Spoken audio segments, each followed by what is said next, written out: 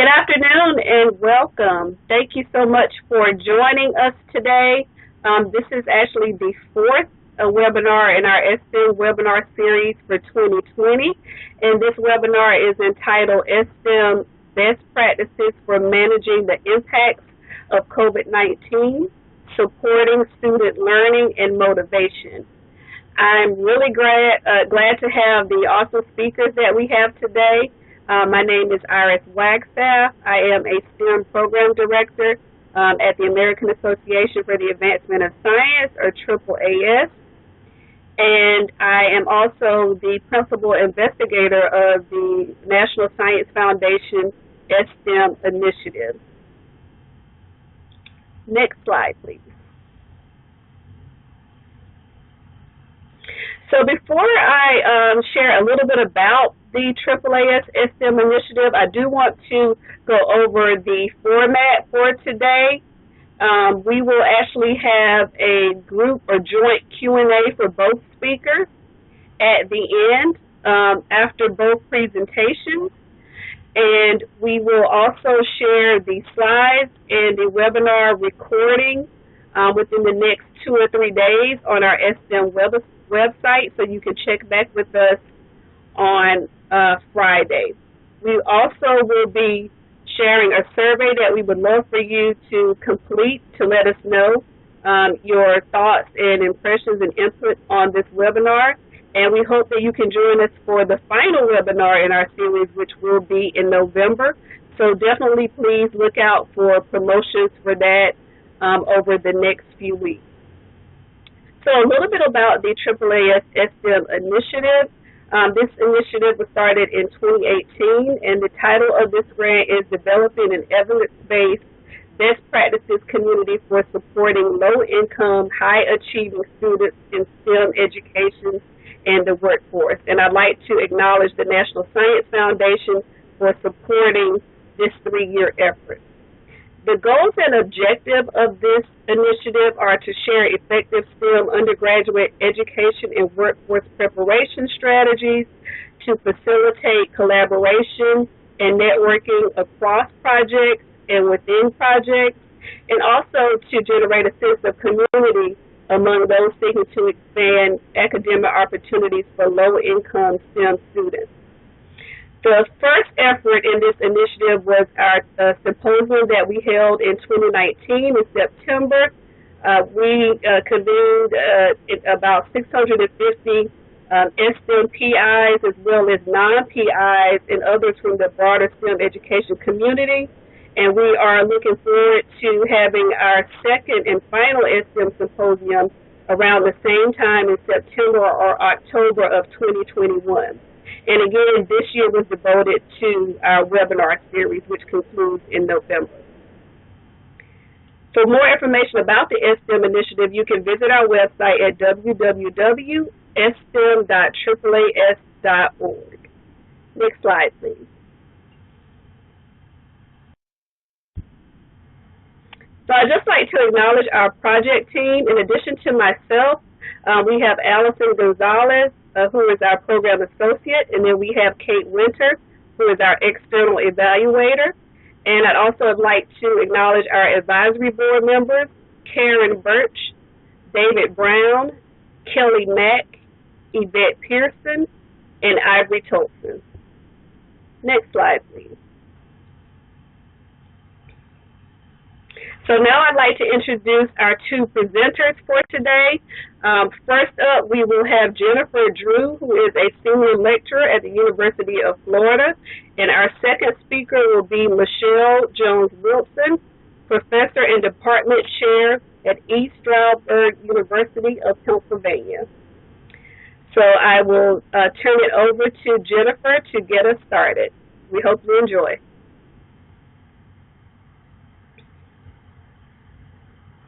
Thank you, Iris. I hope that everyone can hear me. I am the PI of an STEM grant on behalf of the Microbiology and Cell Science Department in the College of Agricultural and Life Sciences at the University of Florida. And I'm here to talk to you today about the academic and emotional impacts of COVID on our students. I'm speaking on behalf of our team. And I'd like to give a special thanks to Dr. Lexi Artisone, Dr. Galindo, who's our evaluator, and Dr. Triplett, who is the chair of our department and co-PI on the grant, who helped with the presentation today. So I'm going to get right to the two main take-home messages from this talk, one describing our two main COVID impacts that we have felt for our STEM program. One is that because of the COVID-related policy change by the NSF that stated that students did not have to be exclusively full-time to receive the STEM grant, we were able to award scholarships to part-time transfer students in late spring 2020 and continue to do so moving into fall 20. And thereby we expanded the participation of non-traditional and diverse students, so we're excited about that. The second main message is that we surveyed all of our students and then about the impacts of COVID on them academically and emotionally, and I'll tell you a little bit about that. But the bottom line is that the STEM students and on-campus transfer students are experiencing more severe impacts than other students in response to COVID. A little bit of background information about our microbiology and cell science program that I want you to keep in your mind as we move through these slides is that we have three main types of students, three main pathways. One is that what many think of as the quote-unquote traditional pathway. That's where students begin in high school and then they come to the University of Florida as freshmen. They're called FTICs, first time in college, and ideally 4 years later they get their bachelor's degree in microbiology and cell science. We also have transfer tracks, and the transfer tracks I'm going to talk about today are the 2+2 tracks. So students go to high school and then they go to a 2-year serving institution, a Florida public 2-year serving institution, get their AA degree, and then they transfer into the microbiology and cell science department at the University of Florida. Some of them are on-campus transfers, so they move to the main campus and finish up their 4-year degree there. Some of them are in our online transfer track, and that track was developed in 2011. It was designed and developed in close partnership with Miami-Dade College, which is also our partner institution on our STEM grant. And so many of our transfer students start at Miami-Dade College. They don't have to. We're open to all of them, but many do go in that pathway. And our online transfer students get their AA degree. Then they take all of their courses. They transfer to the University of Florida as online students, so they do not have to physically relocate. They can remain where they are, and many of these students have a lot of barriers to relocating, so this allows this non-traditional population to continue their educational path, and they take all their courses as lecture courses, except for their lab courses, which are face-to-face. So I'm going to move back one slide. Our STEM program targets students in the transfer tracks, the on-campus and the online transfer tracks. That's the population of students that we are trying to serve. We were awarded our STEM grant in 2017, again in partnership with Miami-Dade College. To date, we've awarded 112 scholars at the University of Florida that have transferred with their AA into our bachelor's program. These are scholars in the on-campus and online tracks, although most of them are in the online transfer track. We've had some good success with the STEM scholarship program so far. Our retention rate for STEM scholars is higher than our transfer retention rate. So 2 years post-transferring into our program, 66% of the STEM scholars have graduated with their 4-year degree. Compare this to only 36% of our transfer students without the STEM scholarship have graduated with their 4-year degree 2 years after they transfer. So we see an increase in retention, we see an increase in GPA, and we certainly see increased diversity in STEM, in our STEM scholar population. 63% of them are women, 41% of the students are underrepresented minorities in STEM. This level is reflective of the state of Florida demographics, and we are pleased with that because Florida is a pretty diverse state, and that's a metric, a benchmark that we aim for. The average age of our STEM scholars is 24, so that's a little bit of a higher age than our FTIC students, our non-transfer students, so a more non-traditional population, diverse and non-traditional. I talked about the online track before. Just wanted to say again that all our lab courses are face-to-face except when COVID happened, and then we had to shift. But because we already taught so many of our courses online and we're familiar with online delivery modalities, we were able to pivot very quickly in spring 2020 because of COVID. So our students in our program did not come back to face-to-face lab courses after spring break. Once they went home for spring break, they didn't return for face-to-face labs. All of our lab courses were delivered in a hybrid online modality after that. So we're really interested in exploring factors that affect the success and retention of transfer students, and we've made some observations of the transfer students in our program, and this is consistent with what others see about transfer students in the literature. And by transfer students, for the purposes of this presentation, I mean transfer students who are in that 2+2 pathway, the AA to Bachelor's of Science pathway. Our transfer students are more likely to be underrepresented minorities, more likely to be women, older, financially independent, more likely to be lower income, have dependents. We have a lot of working parents, more likely to have full-time jobs than people who are not transfer students. And yet the transfer students have lower retention, lower GPAs than our non-transfer students, and they also enroll part-time a lot more frequently than our non-transfer students. And it's this point in particular that I'm going to focus in on because, as we know, the STEM grant until recently required full-time enrollment. So we were interested in this characteristic of our transfer population because this was the population we were interested in helping. And we looked at our different student types and found that for our transfer students in the online track, and they're shown in the red box on the right-hand side, overwhelmingly, 75% of them enrolled less than full-time. Full-time at the University of Florida is defined as 12 credits per semester, and they enrolled less than that overwhelmingly. So we were interested in learning more. Why are they enrolling? There we go. Less than full-time. So we surveyed the students and did a needs assessment, and we found that in spring 2019, over 40% of eligible transfer students were excluded from the STEM scholarship opportunity only because of their enrollment status. So these students they had financial need, they were low income, they met the GPA requirements, they were enrolled, they were STEM students in our microbiology track. The only thing that was holding them back was that they were enrolling less than full-time. So we really wanted to, so we were missing out on a key group of students that we were really intending to help and to serve. So we gave them a survey to ask to, and did some more analysis to try and figure out why some students go full-time instead of part-time, or go full-time instead of part-time. And what we found is that full-time enrollment is very challenging for some students more than others. And for students in this online transfer track, and they're shown in the top row there, these are their responses to a Likert scale question of how difficult it would be to enroll full-time if they had to. Almost all of them, I think almost over 90% of the online transfer track said it would be difficult, if not impossible, to enroll full-time if they had to. And there's a lot of reasons for that. Like I said, some of them are parents and things like that, but it's just not an option.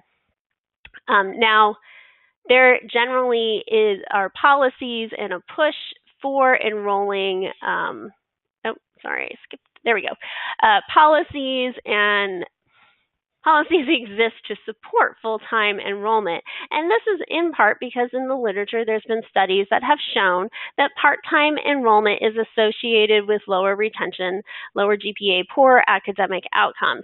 And although people have seen that in studies, of populations of students who are first time in college. We do not see that in our online transfer track.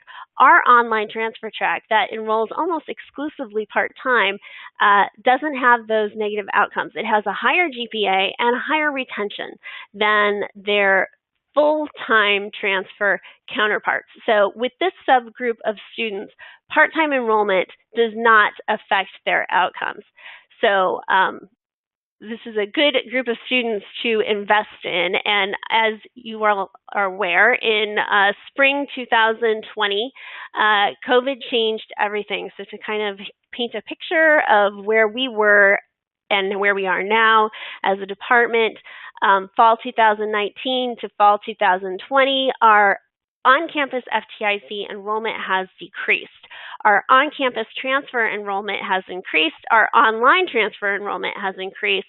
Our underrepresented minority participation has increased overall throughout our major from 25 to 32%, so a big jump there, driven in large part by the increase in the transfer enrollment.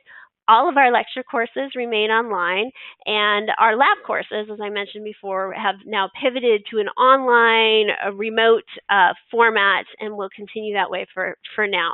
I should say University of Florida is not exclusively online. Students are back in campus. Many courses switch to online format, but students may be taking some face-to-face courses as well. But our department is all online.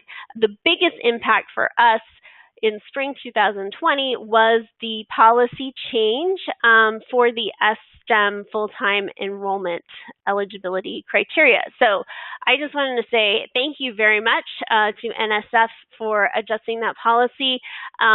We were able to, because we had been studying this group of students and advocating for this part-time policy change and hoping for it, we were able to award 8 students right away part-time scholarships in late spring 2020. And we're seeing the biggest impact now in our fall 2020 new entering STEM scholar cohort, whereas last year we only had 4 STEM scholars who were from the online transfer track. This year we have 18. Half of those students are going less than full time. And we took a look across the board at all of our students, not just STEM students, to see how course load had changed from fall 2019 to fall 2020. So if we had any microbiology majors who were continuing students, we looked at their enrollment shift, and we found that overall there was very little change in the course load taken by students. So by and large, students who tended to go full-time continue to go full-time.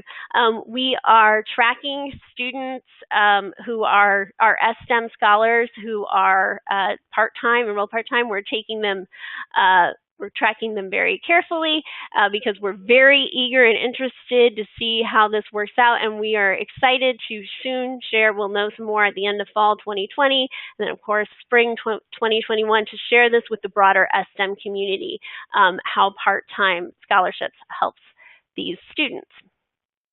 Okay, so that was kind of our first major impact from COVID. The second thing that I would like to talk to you about today is a survey that we gave to all of our students. So late spring 2020, we were interested in how COVID was affecting our STEM scholars. As we began to develop a survey, we thought, well, let's give the survey to all of our microbiology majors and then compare how different students may be impacted by COVID in different ways. We captured 17% of all of our microbiology students with this survey. 18 of the respondents were STEM scholars. We developed this survey. It's a 50-item instrument in collaboration with our evaluator, Dr. Sebastian Galindo, who had a lot of experience in surveying students and faculty for impacts of COVID. So what we found is that overall, across the board, students did not report major academic impacts from COVID. 12% withdrew from a course, 20% elected to take an SU option. Our institution offered students for spring 2020 an option to take satisfactory, unsatisfactory instead of a letter grade if they wanted. 42% felt that their GPA might be decreased or had decreased, and 84% said did not anticipate any delay in their graduation plans because of COVID. So that's the general thing. But as I explained before, we have different groups of students, as we all do at any institution, and students are affected differently. So what happens when we take a closer look at the different student pathways? So that's what we did, and from here on out, I'm going to show you how the effects of COVID impacted 4 different groups of students. We have our FTIC students, who are the first-time in college students, non-transfer students. The OCTR students, which designates our on-campus transfer students that did not receive the STEM scholarship. Our ONLTR group, which is the online transfer group, those are the online transfer students that did not receive the STEM scholarship. And then we have the STEM scholars. These students are transfer students. They can be on campus or online. Of the survey respondents, most of them, all but I think 1 or 2 of the respondents, were in the on-campus transfer group. So comparing the on-campus transfer results to the STEM results is an interesting comparison because they're very similar, except one group has the STEM scholarship and the other group does not. Let me go back. So once we start looking at these results by different groups, we see some differences. The STEM students reported more academic impacts. A greater proportion of STEM students reported having to withdraw from a course, 61% compared to 18% reported electing that SU option. 72% felt that they had a decreased GPA, and about half indicated that they expected a delay in graduation. So they're reporting academic impacts more frequently. We followed up on the decrease in GPA, and we looked at all students in our program who were enrolled fall 2019 to fall 2020 and compared and looked for a change in GPA. Just like we looked for a change in enrollment status, we looked to see how their GPA changed. And again, by and large, we found very little GPA change in our different groups of students from fall 2019 to fall 2020. So that perceived decrease in GPA due to COVID was not confirmed among all the continuing students.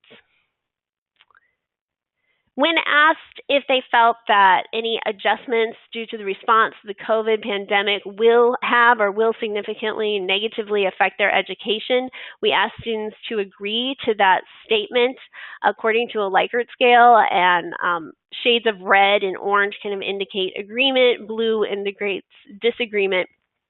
We saw some differences there. Again, the STEM students more often agreed that COVID will negatively affect their education. The on-campus transfer students voiced a lot of agreement that this will have a negative effect on their education. We didn't see the online transfer students and the FTIC students sharing that concern as much. Among students who agreed that they felt that they were going to have a negative impact, they cited concerns over the quality of education. Some of the open-ended statements and concerns about shifting from a mix of online and face-to-face classes abruptly over to just solely online courses was jarring for the students. 80% of students reported an impact to their summer plans. And when we did an open text analysis of how these plans were affected, they cited no research experiences, no internships, or no volunteering. So those are 3 big things that really threw a wrench in their summer plans. And this is a word cloud of their responses, and you can see those things just popping out right there. Most students, 76%, report that COVID has not changed their immediate educational goals or career plans. We asked them, are you thinking about changing majors or career fields or any of that? Most said no. We are doing a follow-up survey. We have IRB approval for a follow-up survey in fall 2020, and we're going to ask the same questions, and it's going to be really interesting to see how this changes. I think we'd all agree that spring, June 2020 seems about a decade ago now, and things have changed and continue to change. We asked about the stress that students are experiencing. We asked students over the last 2 weeks, how often have you experienced feeling nervous, anxious, on edge? How often have you been had not able to control your worrying? Students responded according to a Likert scale, their level of agreement. The darker red indicates the most strongest level of agreement, and then going through shades of lighter red and orange. What I want you to notice, what I notice, is all the red and orange that jumps out at me when I look at these plots. These students are stressed. I think it's safe to say it's not just, University of Florida students. I think all of our students here on this webinar, our students are experiencing intense stress, some more than others. I see the on-campus transfer track, which is kind of in the third row down. A lot of strong red and orange, a lot of agreement that they're experiencing severe stress and anxiety and worry. The STEM group is as well, although maybe not as intensely as that on-campus transfer group. So perhaps that having the STEM scholarship is buffering that stress just a little bit. The FTICs report a little less stress than the transfer students. When asked about the stress that they're experiencing related to meeting financial obligations if they're unable to work, we see a big difference again, and it's not surprising that the STEM students experience more stress in thinking about meeting financial obligations than our other student groups. The STEM scholarship program, of course, helps disadvantaged students, so it would make sense that they would feel the most stress about meeting financial obligations there. The FTIC group reported the least amount of stress in this area. Sorry, that was a blank slide there. We asked about food insecurity. We asked about the stress of providing enough food for themselves and their family. And for over half of all of our respondents, they indicated some level of concern or stress about providing enough food, which surprised me, admittedly, at first, but more so for the transfer students than the FTIC students. Again, the STEM students, the on-campus transfer students, all the transfer students, basically those top 3 rows, reported greater stress or concern related to food insecurity. Now, if we take a look at their socioeconomic status indicators, and we asked a few questions about this on the survey, we can see some really stark differences. When we look at the household income, 61% of the STEM students report a household income of less than $25,000. Compare that to the FTIC group, which is much lower. Even the online transfer group has much lower. Then you look at the students who reported an average annual household income of over $150,000. A third of our FTIC students fall in that category. None of the STEM students do. Maybe one of the on-campus transfer students do. So there's some stark differences there among their socioeconomic standing that may help explain some of the responses on the survey. Again, when we asked about the highest level of education completed by one of their parents, big differences. 78% of the STEM students report that the highest degree completed was less than a 4-year degree. FTIC, 28% report that. 45% of the FTIC students report having at least one parent with a graduate or professional level degree. 0, none of the STEM students report that. So the take-home message here is that the on-campus transfer students, both STEM and non-STEM students, are experiencing more of the COVID impact. Some of this is tied to their socioeconomic situation, but perhaps there's some silver linings. It looks like the STEM program is mitigating some of these factors. The STEM respondents do not report as severely as severe stressful situations for some of the indicators. They also have higher retention and GPA, and we're looking, and we do, and we will continue to track these students and look at longer term outcomes. So I think that overall the STEM program is doing what it's intended to do to help this population of disadvantaged students and help to level the playing field. So from the survey, what do we do? How do we help? For one, we are making it a priority to share mental health resources to our STEM students, pointing them in the right direction. University of Florida has many to share. There's also additional financial aid resources, things like Aid-A-Gator and programs like that. And we have a food pantry program at the University of Florida that we're making sure students are aware of.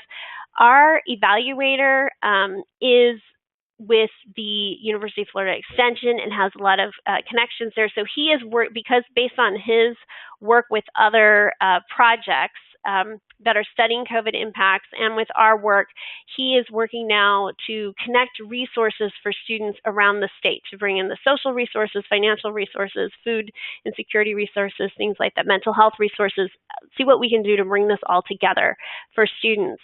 To address the concerns students had about not being able to do research during the summers, we are right now starting to gear up for summer 2021 and seeing if we can develop an online remote summer research experience program. We had 2 or 3 students who did kind of a pilot program this past summer of remote research opportunities. We had some mixed results with that, but with a little careful planning, we're going to gear up with that. We're also trying as a department to beef up all of our courses by integrating some research. So we are trying to integrate as many course-based undergraduate research experiences, cures, in our curriculum as we can, and these are all online cures so that we can integrate research and reach as many students as we can that way. And then we are giving a follow-up survey later this semester to see how these responses have changed and to take the temperature of everyone again. So I'm going to move forward. Oh, okay, there we go. Skip through it. So I'd just like to thank my collaborators and the team, the STEM team, Lexi Artisone, who did much of the analysis and the research presented here today, Eric Triplett, the chair of microbiology and the co-PI, Sebastian Galindo, who is our program evaluator, Dr. Wysocki and Dr. Turner, who are in CAL's administration, are so supportive of our programs, and our collaborators at Miami-Dade College and AAAS for organizing this event today, and then, of course, the National Science Foundation for awarding the STEM program and giving us a chance to help this interesting, diverse population of transfer students. So thank you.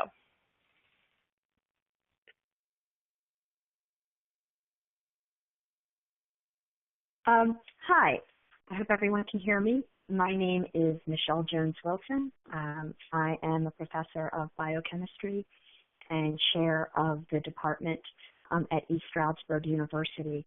And what I'd like to talk to you about today is the success that we have had with our program, NSF-funded ClearPath.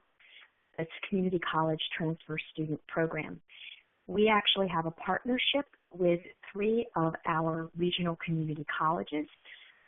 We are in Northeast Pennsylvania, so fairly close to us is Lehigh Carbon Community College. That's up towards the Scranton-Wilkes-Barre area in Old Coal Country. Luzerne, which is a little bit further to the west, Luzerne County Community College, and Northampton Community College, which covers a large portion of the Lehigh Valley. So I'm here today presenting our research, but of course nothing is ever done by yourself. My ClearPath team is pictured here. This is a good portion of our team from our annual summer meeting. And so I'm highlighted in yellow, I guess, here, and to my right is Kathy Morris, our extremely valuable coordinator, PI Bonnie Green, faculty member Kristen Noblet, and another PI, Olivia Carducci, and then the remaining people pictured are actually from our community colleges, our liaisons, and I will talk about their work a little bit later. So I wanted to kind of tell you what we do at ClearPath. So lest you think maybe your students aren't like ours, and what were our goals, and how this kind of led us to redeveloping how we advise students. And COVID has actually evolved that again. We didn't go into this thinking that advising was going to be one of our big important keys. Turns out it is. Our overarching goal was to increase STEM student retention and to move these students along much more quickly towards their baccalaureate degrees. We had students who would come in transferring 60, 70, 80, 90 credits, and they were still 3 years away from getting a STEM degree. And honestly, that was rather heartbreaking when it came time to advise those students. Beyond a more timely degree completion, we wanted to increase the developmental mechanisms associated with student learning. And I won't have time really to talk about that today. We've done a lot of research in this area. But you're familiar with these things. Maybe you don't call them developmental mechanisms, but they're things like grit, professional future sense of self, etc. We also were working on increasing associate's degree completion because that's certainly critical for our partners and has become the clearest path to moving from the associate to the bachelor's degree. Of course, we wanted to get the students from community college, and when we got them to us, hopefully with about 45 to 60 credits, and then we push them through to finish their baccalaureate degrees in 4 semesters. We've called this lack of preparedness. We would sometimes have students coming in, and we quantified this for all the majors that we're supporting, that when we took students coming in with 45 or more credits, which should put them pretty close to junior status, okay, within shooting distance of junior status. And what we found across the board, that those students ranged anywhere from 30 to 60% ready to be juniors in terms of their STEM classes. And that's why we had, they were experiencing a much longer pathway than those 4 semesters to finish their degrees. So we called this, difference the transfer deficit. And we wanted to reduce that deficit for our scholars. This week in Inside Higher Ed, the cover story, which I have at the end of the presentation, was actually talking about the importance of the community college pathway to a 4-year degree. And one of the quotes really spoke to one of my co-PIs who sent it to me, and she said, transfer students on average lose about 40% of their credits when they enroll at a private college, compared to only 20% when they enroll at a public college. So great, but we don't want them even losing 20%. And I don't think they mean 20% really lost, but probably 20% that isn't applicable to the degree that they're actually seeking. Okay, so where are we? We're entering our 5th year now with ClearPath. We have supported, our original plan was 120 scholars. We enrolled 118, and then we had some small amount of attrition, and we replaced those attrition points. So overall, we have worked with 126 scholars. Our scholars are supported both at the community college and at East Stroudsburg University. They are supported financially, of course, with the STEM scholarship, but they are also supported with all of our other services that we offer, and I'll talk about those services. We want to investigate the relationship between the support we're providing and students' increased academic success, and we'd like to figure out what it is that we're doing that is helping our students to be successful so that we can refine what we're doing to be even more effective, because we don't have infinite resources, and we need to make sure that we're putting those resources where they are going to get the maximum effect to help our students. So, of course, the financial support provided by STEM. Academic support, we have peer tutors that are paid for by our ClearPath program. They are selected by the PI, so they're high-quality tutors. And we generally get tutors assigned to students within 1 week of a request for tutoring. We're working on the developmental side, teaching students about how they're learning, about how they're thinking, the big emphasis on metacognition.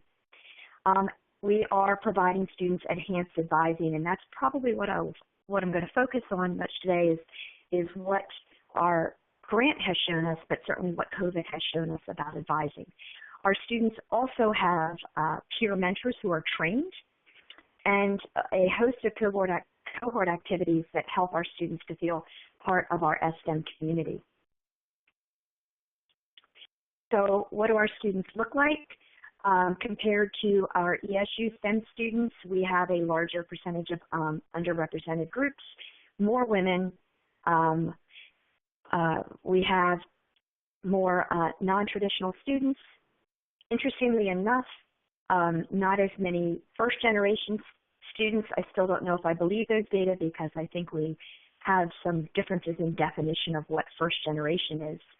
And certainly Pell-eligible students, we have a much greater Pell-eligible group of students. Our majors range. We have 10 majors that we support: biotechnology, chemical biotechnology, biochemistry, computer science, and computer security, and environmental science are our most popular degrees, but the math majors are certainly a respectable number, and physics isn't actually doing too badly along with our biotechs. So our interventions, we want to help our students, become better thinkers, become better scientists.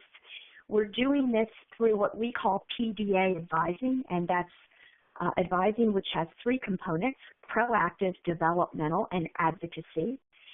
Our success seminars are given monthly with several opportunities for our scholars to attend, and these are seminars that focus on different aspects of learning and teaching our students to become better students. We really stress a common language, and that's from the community college. And by the way, our students, while at the community college, are getting advised. They're attending the success seminars. And then from the beginning all the way through to ESU, we try to make sure that everyone is using a common language when we work with our students. And then, of course, we certainly encourage, promote high-impact practices like research and internship. Just real quickly, I want to talk about common language because it's not something that we often think about. From community to college to ASU, we use the same terms. We talk to our students about their learning and how they're learning. We're very upfront with our students that, we are using you to learn how you learn so that we can help you learn more effectively and help others in the future to learn more effectively. All of our participants, our community college liaisons, our key personnel there, our tutors, our mentors, they are all trained in the appropriate language and the appropriate methods. And one kind of aside from this, beyond our scholars, is we have found that our tutors and our peer mentors who are not necessarily ClearPath scholars, some of our ClearPath scholars will be tutors, but our mentors are ESU, straight STEM students, but those students have reported that ClearPath has had a positive impact on them and their ability to learn as well. So what I really want to focus on is what I have come to believe is a highly evolutionary process, and this is our PDA advising. So our 3 PIs lead additional advising. Our students at Eddie Stroudsburg University, we don't have professional advisors. All of our advisors are faculty advisors. So students get disciplinary advisors as soon as they declare a major. So they have their regular disciplinary advisor, but they also have one of the ClearPath PIs as their ClearPath advisor, and they meet with their disciplinary advisor, but they also meet with their ClearPath advisor at least once, generally twice or more per semester. And as a ClearPath advisor, I stay in communication with their disciplinary advisor and also their faculty for their courses. And I have required, because of course we can't really require anyone to do anything, but I think most of our scholars believe that it's required, and even more importantly, they find it helpful. So we really haven't had any issues with compliance with our students with working with us in advising. Our proactive advising, we like to call it practical proactive advising at a student's transcript, maybe coming from community college. We look at the path that they've taken. We either talk with the student, talk with the student's advisors, look at their application materials, and sometimes we say, this student's really struggling in mathematics. Often those are the same students who don't want to reach out for help. So one thing that we have done is we do proactive advising, and we say to that student, you're going to start your Calc 2 class with a tutor. So from day one, they have a peer tutor, and we also facilitate study group formation. Developmental, I'm not going to have, sadly, much time to talk about that today, but that's something we do with our success seminars. And then our advocacy advising. And this is something that has become very important in our grant, and certainly has become more important post-COVID. Okay, so our CP advising model has been evolving. Really, what comes down in our advocacy model is the students really feel that someone has their back. And across the board, when our scholars have been surveyed throughout the years, of course, one of the number one things they say that helps them as a scholar is the scholarship. That makes complete and total sense, and we expect that to be the most important thing. But the second thing that stands out with very high correlation is with having their ClearPath advisor, they actually feel like someone has their back. This is a group of students who are more at-risk students, and feeling that they have someone in their corner is actually very important for them. So what's happening? Well, we are making progress. It's actually working. So this is our data. Pre-COVID, retention rate, 69% for our population of students in the general ESU population, our junior SEM students. 88% are our scholars. And 69%. So we've got a pretty good increase in terms of our retention. Our graduation rate is 80.5% of our students are graduating in 4 semesters of our scholars after transfer versus only 52% of other ESU transfer students. So we really are making a big, whack at that transfer deficit. Okay. And then, of course, there was COVID. We didn't return from spring break. We canceled classes in laboratories immediately. We transitioned to online. Our students moved out of their dorms. Our campus closed for pretty much completely for 3 months. We had very limited reopening in May and June. We were online all summer. East Stroudsburg University is online all fall. We have a very minimal student presence on campus, graduate programs, and some clinical practicums. So we are pretty much right now an online university. So we moved everything online, our virtual success seminars, our virtual scholar meetings, our virtual mentor meetings. We set up virtual scholar advising, predominantly through Zoom, and all of our peer mentoring and tutoring was moved to either Zoom or Google Meets. So, what were our impacts? Well, we had one of our PIs, Dr. Green, set up something called the weekly tea. She loves to drink tea, So what she did was invite all of our scholars to join her. And this evolved because we had one of our scheduled success seminars. These are the things that work on helping the students metacognition. And one was scheduled right after our COVID closure. And our students were usually really active in these success seminars, and they pretty much, I think the best way to describe their affect was numb. We usually have a pre-success seminar assignment. Less than a quarter of them had done that. That's really atypical. And one thing that Dr. Green did in this seminar was she decided that she wasn't going to cover the topic she decided she had planned to cover. She pivoted to talking about coping with stress. And this was a seminar that we had given in November of 2019. And she said, you know what, we're going to deal with this again. After that session, the students requested that the stress coping strategies continued because they found that they were helpful.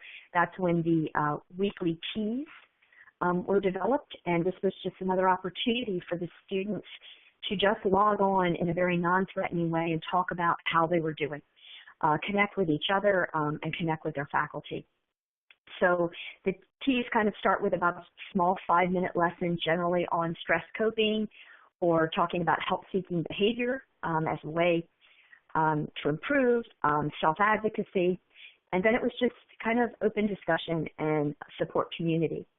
What we found is that our advocacy advising has really, and the teas have served as a touchstone. Students are reporting that it gives them a sense of normalcy, and having that group together to meet and drink tea or whatever they bring is letting them know that they are not alone. So that's all great on the qualitative side in terms of our anecdotal experience, but what about the data? So, we do our regular surveys of students, estimates, part of our research, but we also administered an additional COVID-related survey this year. And so we looked at what did our students think of as and what did they perceive as the pre- and post-COVID changes to their STEM courses. 12.2% unfortunately found them to be more disorganized. I think probably we all felt that as instructors, especially when we had to make that very quick pivot in the spring. The students felt that they were actually maybe doing more work, but the quality of the work was less. 7.3% were experiencing significant challenges at home. Many of our scholars are parents, and they have children at home or they're trying to work from home. So, a number of them had challenges at home. Just general challenge, of life, 12.2%. 14.6% had concerns over their labs being disrupted. 17.7% were talking about problems with less ability to interact with their faculty. And believe it or not, 4.9% said they liked it online better. So how did the students perceive that COVID impacted their learning? And I think, our students kind of expected their GPAs to go down. They reported that there was 17.1% said, really no change, whereas, 73.2% said they felt they were learning less, and about 10% felt that they were actually able to do more.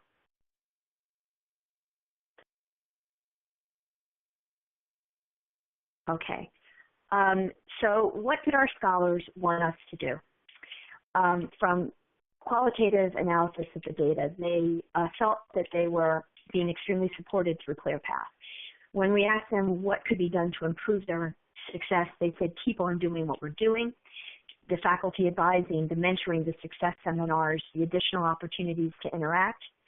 And a significant number actually said that their other faculty, their disciplinary faculty, should be trained in ClearPath advising and how we were doing our advising. So, student suggestion, of course, they wanted some more tutors to continue with the T, those opportunities, almost 25%. Training faculty and CP advising, it was kind of nice that some of our students were recognizing that we were doing something different. The continued support keep on at almost 30%. And some students wanted some modifications to the laboratory. Okay. We did experience some tutoring challenges. Our tutors were also stressed, and our tutors, some of them were trying to deal with their own issues at home. So unfortunately, our workload, our wait time to get a tutor increased a little bit. We're working on that now this semester, trying to solve that. We basically let our success seminars evolve into what the students said that they needed, a little less formal, but with more support. We're working on planning virtual events. Our cohort activities, kind of disappeared through the spring, and our students do appreciate their sense of community. So we're working on trying to do some virtual events and come up with increased opportunities for scholar interaction. So what's happening post-COVID? It's still working. Our spring 2020 to fall 2020 retention was not different, 88% before, we're at 89% right now.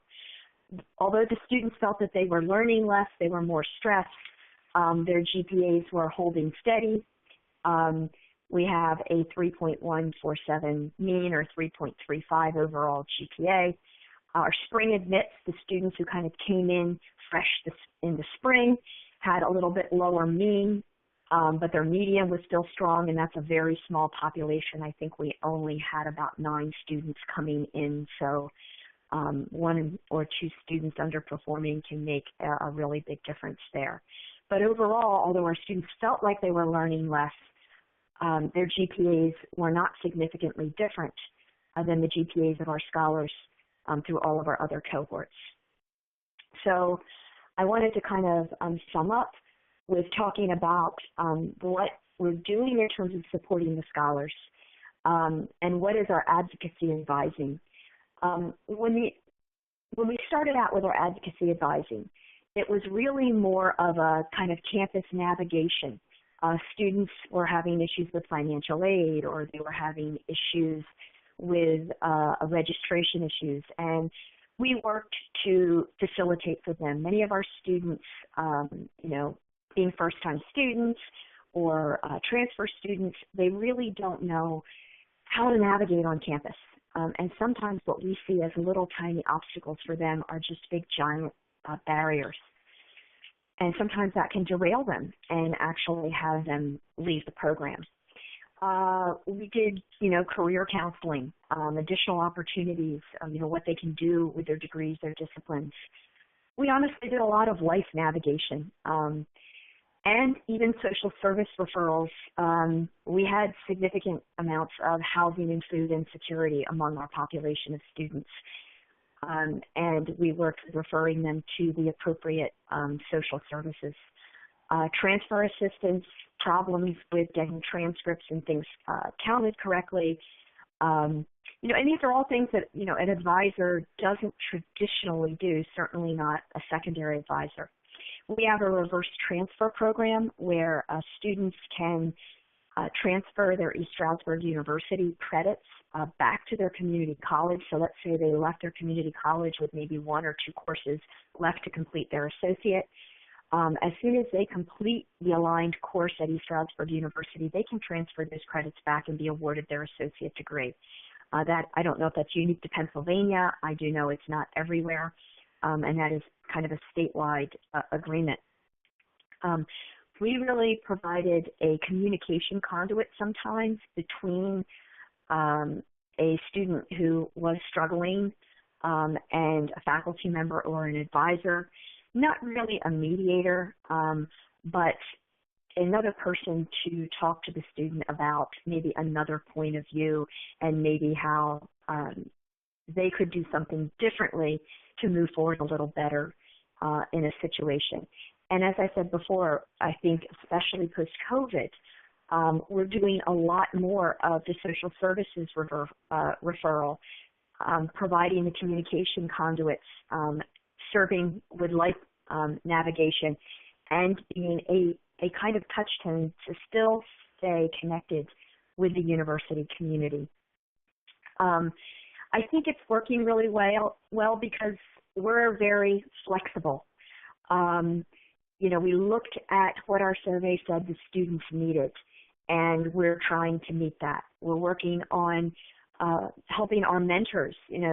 Our students have peer mentors, and we're training those mentors in additional ways, and their peer mentors are still connecting with them during COVID. Our ClearPath coordinator is also another resource for our students. Any student who is at risk in our program, who is our probationary status, which means their GPA for a semester falls below 2.8, they receive extra advising from the PIs. So basically we're on their case a little, but in a supportive way, and they have to develop a plan. And we continually look at the progress of that plan to keep them on track. And we're trying to keep the students connected. And we do have quite a bit of evidence that our students do feel connected to our ESU community, even while they're at the community college, because 84% of our scholars that we supported at community college end up matriculating to ESU, and it certainly isn't required that they do so. There are a number of them that stop at the associates, and some who go to another university after they've been with ClearPath at their community college. But 84% of them are actually sticking with our campus community and moving to ESU. Okay. So, of course, this week in higher ed was transfer as the new path to the BS. That's where I took the quote that I talked about at the very beginning. It's a really interesting article. I think many of us already know this, but certainly given the cost of higher education, we ignore the population of transfer students at our own peril. So this is a really good article that came out this week. I apologize, my acknowledgement slide is not in the presentation, but I would like to acknowledge my ClearPath team, Provost Joanne Bruno, our external evaluator, John Darcinas, and our community college liaisons, and of course, the NSF DOE for supporting us. So I guess at this we'll move on to the question period. Thank you. Thank you so much, Michelle. Thank you, Jennifer, for sharing your survey results on the impacts of COVID-19. And thank you so much to Michelle for sharing how you actually made program modifications and enhancements to better support students during this critical time through advocacy advising.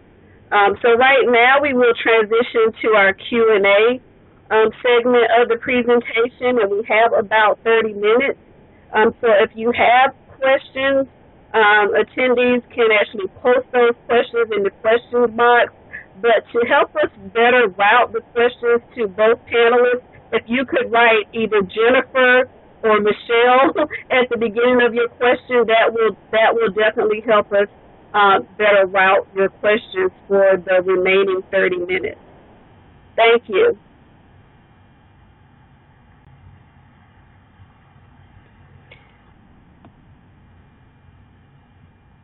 Okay, it looks like some questions have started to come in, and the first question I've been alerted to, this is Jennifer again, is the part-time policy a permanent change? And I do not know the answer to that. That's a question directly to the NSF. I know that in the RFA that was put out in late spring 2020, the eligibility statement describes students being eligible as long as they are more than half-time.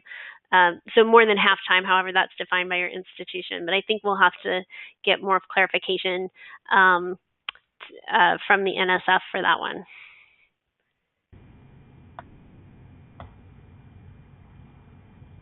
I could go ahead and take the second question. It says, under COVID-19 for students, what would be morale boosting? I think one of the things, a morale boosting initiative, I think one of the things that we've found that COVID has, I think with all of us personally, we can speak to this, is that COVID has made us feel much more isolated. And meetings with students, even though it's via Zoom, with, kind of cameras on and microphones on, even if it sometimes gets a little raucous, it is something that's absolutely critical in keeping that sense of normalcy for our students. To know not only, is there someone out there, but there are people who they're feeling what they're feeling, and, someone will state something and everybody else chimes in. And I think our students leave that time really feeling not alone, and kind of more able to tackle what's in front of them.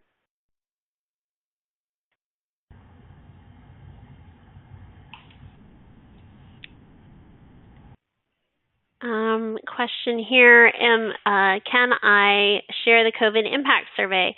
Yes, I anticipated some interest, and I spoke to Sebastian Guindo, our evaluator, who we developed it together. He really developed it, and we just modified it for our purposes. But yes, we can do that. And I see your email, and so I'm writing that down, and I will be in touch.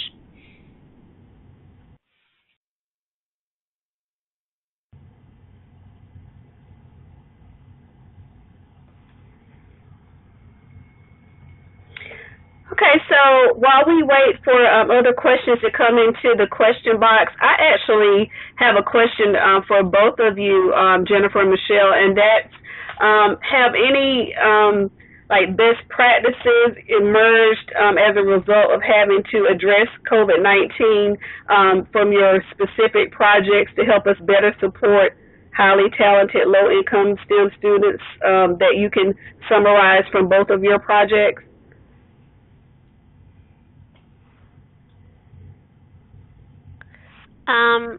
Well, I can chime in first. I think that's a difficult question to answer, but I think for one is that we,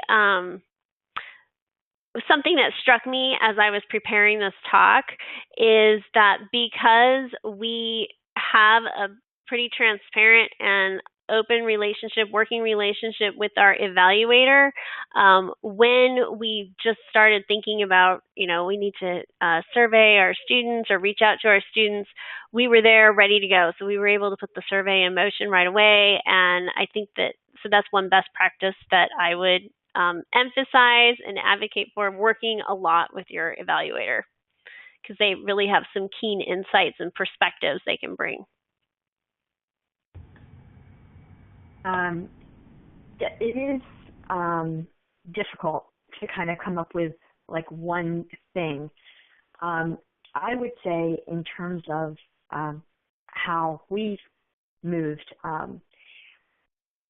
our best practice has been to listen to our students and ask them what they need, not us try to decide what it is that they need. I think sometimes we have preconceived notions of what we think will help them, and sometimes they're right and sometimes they're wrong. So listening, especially in this time of really high stress, is, I think, absolutely critical. Thank you. And I think we have some questions that have come in from the audience.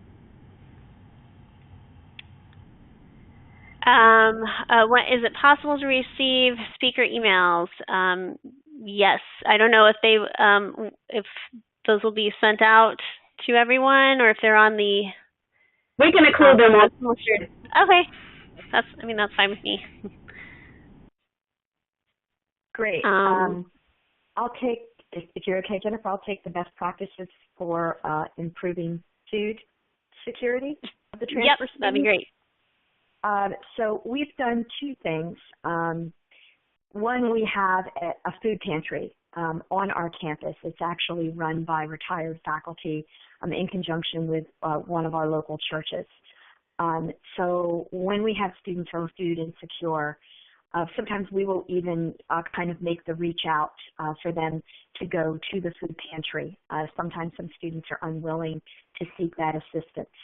Additionally, I've been on campus, kind of drives me crazy, but 21 years now. So, I know a lot of people on campus. I know a lot of people in administration, and I have no qualms about calling someone in dining and seeing what we can do, especially if this is a temporary food insecurity. Can we get some meal cards? We have been able at times to provide temporary housing to a student who was made homeless and things like that. So sometimes it's using your capital on campus. The worst thing someone can do is tell you, no, we can't do that. But what I found more often than not is people will assist when you ask.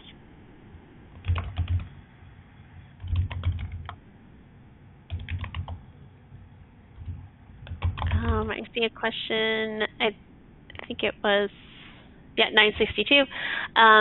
Did you have to make adjustments with IRB to add the survey to your project?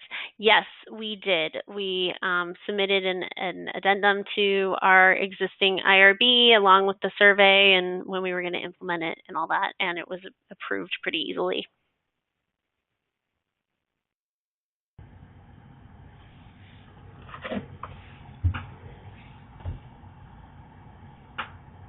I'll go ahead and take the next one. It says, hello, asking this question as someone who conducts either research or evaluation on a few SM grants. To what extent has the research and or evaluation designs or strategies have been modified in the COVID data collection time period?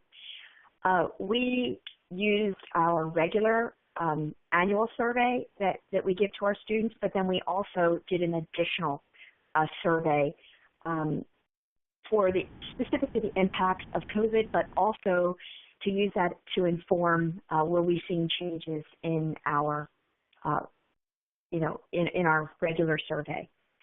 If it's okay, I'll go ahead and grab the next one since it's to me. So what training do we do with our mentors? Our mentors are formally trained. We don't have anything canned right now, but we have published on our mentor training, so I would be happy to send you those references. Also, we do have some of our mentor training data that is on our Open Science framework, so I would be happy to share that with you. And as I said, it's interesting that our mentors actually feel that they learn quite a bit by being part of ClearPath.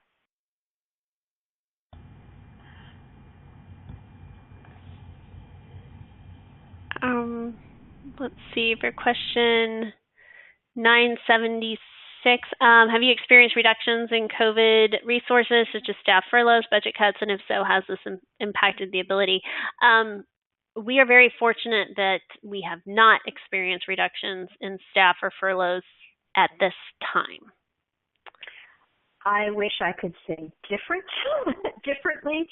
We have had very significant cuts, particularly among our adjunct faculty, which has significantly impacted our course loads this fall, class sizes, some of the other things, and a large number of furloughs on campus. So it has been a difficult period through the summer and through the fall.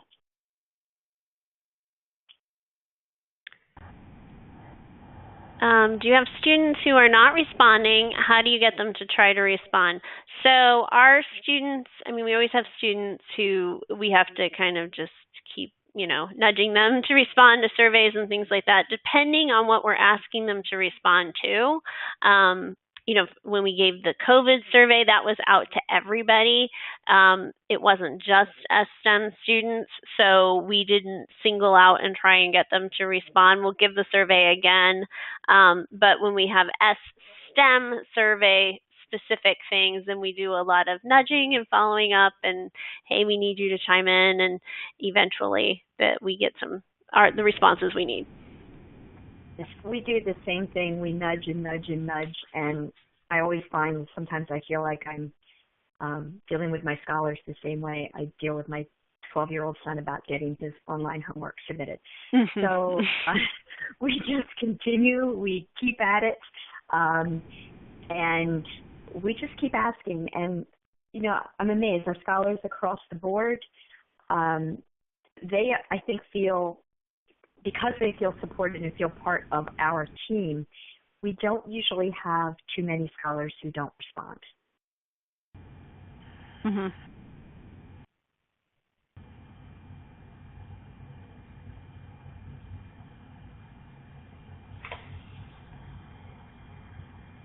I'll take the next one. Question. It says, I'm the external evaluator for an STEM initiative in California. Our STEM cohorts are still at the community colleges, and the students reported in our survey that losing the opportunity to be on campus and feel like a student is a major challenge.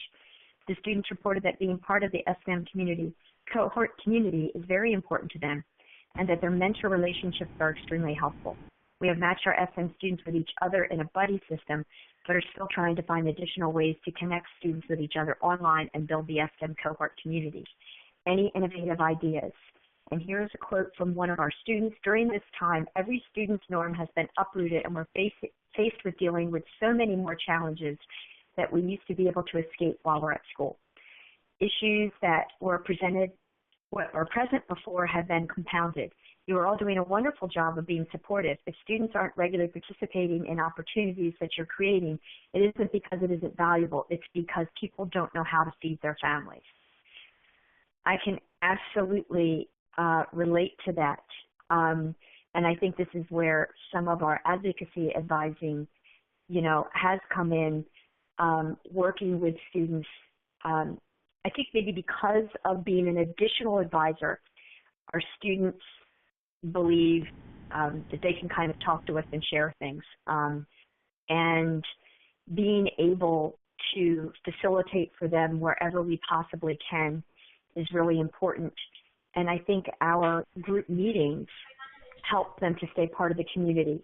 We did take, every semester, we have taken a group trip. We literally load up 2 to 3 buses with our scholars and their families. It is a grant-supported trip, and we go to a science museum. We all spend a day together once a semester. And unfortunately, in the spring, we could not do that. And right now, we are looking for additional ways to maybe do that online. We're actually looking at maybe some virtual tours of museums. So we're still trying to put that opportunity together.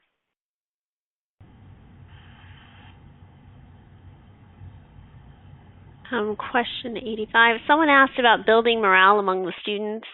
I apologize if I missed it, but what types of virtual activities have you done to build morale among the STEM recipients? They directed this question to me, although I think, Michelle, your example of the tea was wonderful, and I jotted that down and thought that was a great idea for myself, and I'd love to have 5 minutes a week or month to kind of spend on stress, coping with stress mechanisms and just sharing and things like that. I think that's a great one. We have online meetings, gatherings. We don't call them teas or anything as well. For our program, because it is already it's not exclusively online, but we kind of already have an online culture built in. The students were used to having events in a virtual setting, so that wasn't as dramatic a shift for them once COVID happened. But we just met with them earlier this week and just chatted, and they shared some of their situations. And we have a discussion board for students that they can chime in on whenever they like, and that sort of thing.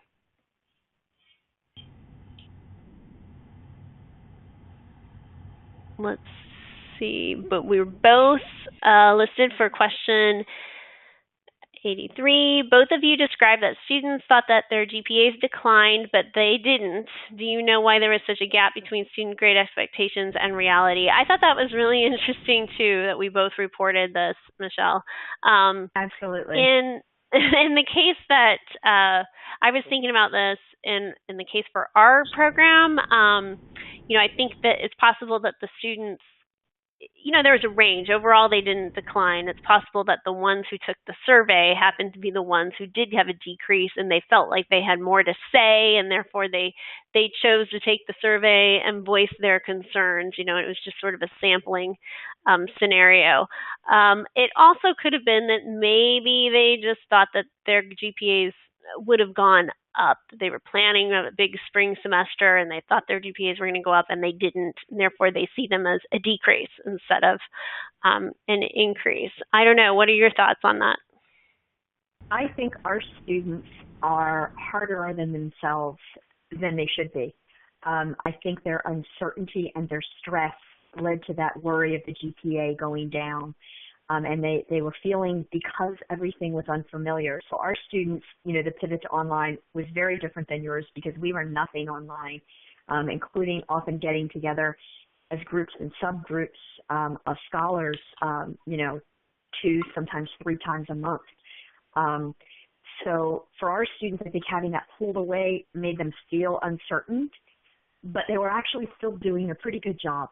I don't think that they were giving themselves enough credit for the job that they were doing. Yeah, I can see that as well. And a follow-up question to go ahead. Oh, go ahead, Jennifer. I was just saying another question that builds off of that is, could it be that online learning will positively impact a STEM students' academic success?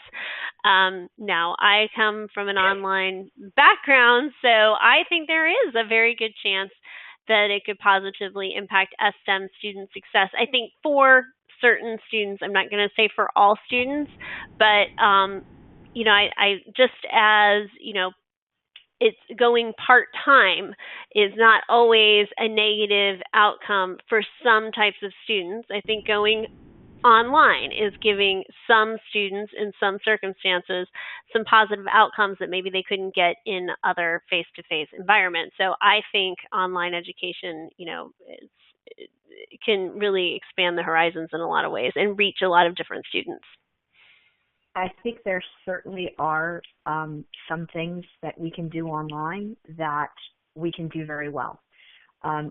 Certainly our difference between the spring and what I'm able to do now with having the summer to kind of turn the guest bedroom into a little mini broadcasting studio. And my learning through the summer, I'm doing a much better job teaching, physical biochemistry than I did in the spring. So I think some things can be done fairly well. My major concern is the impact on the practical skills that the students generally learn in laboratory. And I think we all know that while some things we can enhance online, students need to have the pipette in their hand to learn how to pipette. Mm-hmm. Yes, we are with our shift to I don't want to say online or virtual labs because they're getting kits. In our case, in the microbiology program, we're sending students kits with pipettes and tools and things like that they need to do their wet labs, microbiology labs at home. And so they are, it's not the same as the teaching lab experience, and the students are acutely aware of that and comment on that, but they are learning those skills. I think part of it is being more intentional and transparent with them and telling them, you are learning, you aren't missing out on any skills. You may be doing it in your in your kitchen instead of in the teaching lab, but you are doing that. But I do know that for many of them, they want the full experience. Can't argue with that. We are going to look at data on that and see how students do in these online remote lab formats compared to our historical data where students were there in the teaching labs with all the equipment and supplies and tools they needed. Yep, we're also, for our lower level courses, kind of doing a kitchen chemistry approach and sent home kits with the students. The difficulty becomes in the upper division courses. It's kind of hard to send them home with a 500 megahertz NMR or fluorescent spec. So this semester, in one of my courses, all of my students, one of my senior level courses, are fairly, they're within an hour and a half of campus, and they actually requested, is there any way that, we can do some kind of on-campus lab, and I obtained permission for that. So we'll have some essential labs that actually will occur on campus this semester with social distancing and masks and a lower number of students. I'll have only 3 students in the lab at any one time. So. Mm-hmm.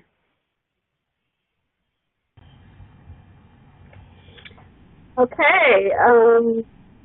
Were there any other closing thoughts from you, Jennifer or Michelle? No, I see lots of requests for the survey, and it looks like the requests will be compiled so that we can connect that up with everyone. Yes.